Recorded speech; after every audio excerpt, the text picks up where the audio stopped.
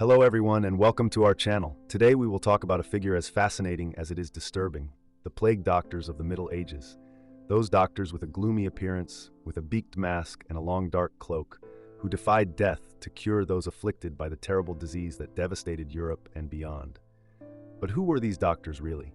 How did they live and how did they deal with the contagion? Let's find out together.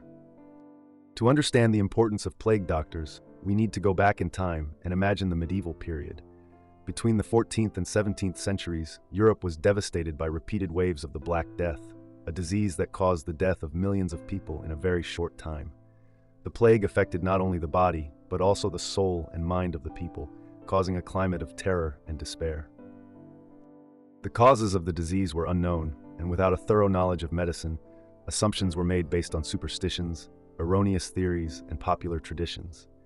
Many believed that the plague was a divine punishment, a punishment for the sins of humanity. This belief made the task of plague doctors even more difficult, who, in the midst of so much pain and fear, still tried to bring relief and hope to the sick. But who were the plague doctors? Contrary to what one might think, plague doctors were not always the best and most experienced doctors of the time.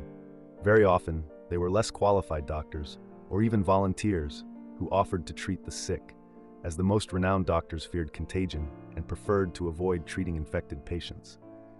These doctors were mostly young professionals looking for experience or desperate men who agreed to risk their lives in exchange for a salary, often paid directly by the municipalities, given the difficulty of finding volunteers willing to take care of plague patients. One of the most iconic and recognizable elements of the plague doctor is, without a doubt, the beaked mask.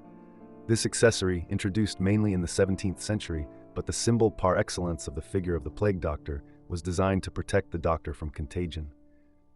The beak of the mask was filled with aromatic herbs and spices such as lavender, mint, and rosemary, which were thought to filter the air and prevent the plague from entering the body. In fact, it was believed that the disease was transmitted through miasmas, or toxic vapors present in the air. Thus, the beak of the mask functioned as a sort of primitive filter, an attempt at protection that, unfortunately, was not really effective against contagion. Despite this, the mask contributed to creating a sinister aura around the figure of the plague doctor, who became a symbol of hope, but also of fear for the people of the time. In addition to the mask, plague doctors wore a long, dark cloak, usually black, made of durable materials and sometimes wax to repel bodily fluids.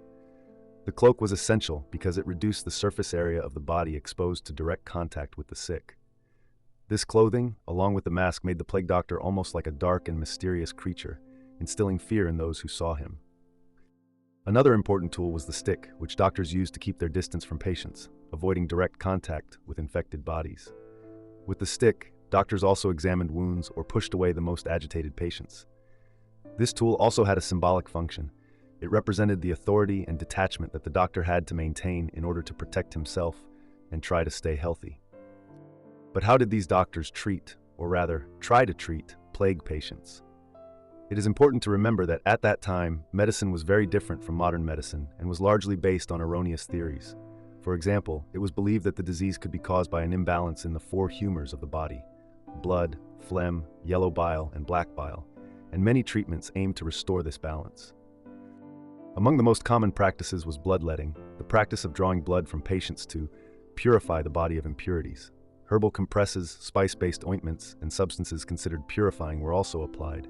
In addition, doctors often advised patients to maintain good hygiene and avoid foods that could corrupt the body, such as fatty or heavy foods. However, the effectiveness of these treatments was very limited. In many cases, the treatments were useless and at times even harmful. Despite this, plague doctors continued to do their best, risking their lives to care for the sick and bring relief to those afflicted by the disease. The plague doctor's double face, hope and fear. The figure of the plague doctor was ambivalent. On the one hand, he represented hope for the sick and their families, a last bastion against death. On the other hand, his very presence inspired terror.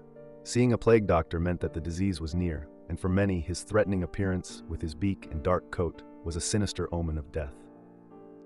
This contrast between hope and fear made the figure of the plague doctor a powerful and unforgettable symbol. He was at once a solitary hero and a messenger of death, who walked among the living and the dying, trying to save whoever he could, but aware of the risk of perishing himself. In conclusion, Today, the figure of the plague doctor continues to arouse fascination and curiosity. With his beaked mask and black cloak, he has become a symbolic icon of an era marked by fear and the fight against the invisible.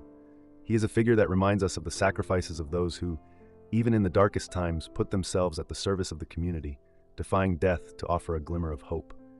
A symbol of a distant past, but one that reminds us how precious our health is and how important those who work to preserve it are. Thanks for following us. If you liked the video, leave a like, subscribe to the channel, and activate the bell so you don't miss our next content. See you next time.